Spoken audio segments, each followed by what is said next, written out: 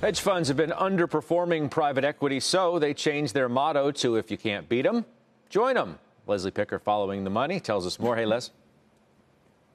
Hey, Scott. Convergence is the industry lingo here, the merging of hedge funds with venture capital style of investing. Hedge funds such as Tiger Global, D1, Coatue, Dragoneer, and Altimeter have invested more than $150 billion into startups this year, already surpassing last year's record. It's marked a huge shift in the venture capital landscape, which all of a sudden is seeing a rush of capital from a different type of investor, one which is willing to do deals faster, often at higher valuations, and with less intervention. They're not interested in board seats, for example.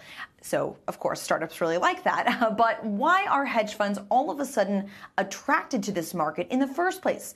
They're chasing returns. You can see here private market strategies generating annualized returns last year around 14%, twice the performance of hedge funds. That wasn't the case a decade ago when performance was nearly identical. Past performance, though, is not indicative of future returns. And given hedge fund managers' quick check writing, some are wondering whether these deals have enough diligence and discipline in terms of valuation. Now, we will be discussing that theme, those questions, many more at Delivering Alpha on Wednesday of this week. It is not too late to register at deliveringalpha.com. Scott. Are fees impacted at all, Leslie, by these new strategies? I mean, if anything, over the last few years, fees have been coming down.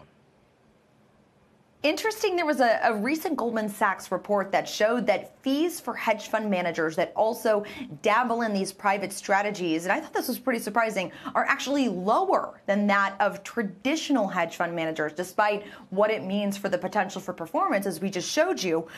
Interestingly, 1.47% was the average management fee for these types of vehicles versus 1.5% for hedge funds and more of a 2 and 20 model for private equity. So the idea here is that they kind of, because they're entering into new territory, it's a way to coax LPs to come along for the ride. They're locking up capital for a little bit longer, letting them invest in these new markets at hopefully higher returns.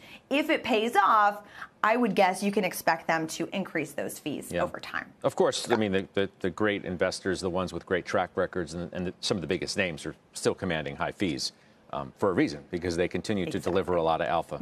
Good to see you. Thanks, Les.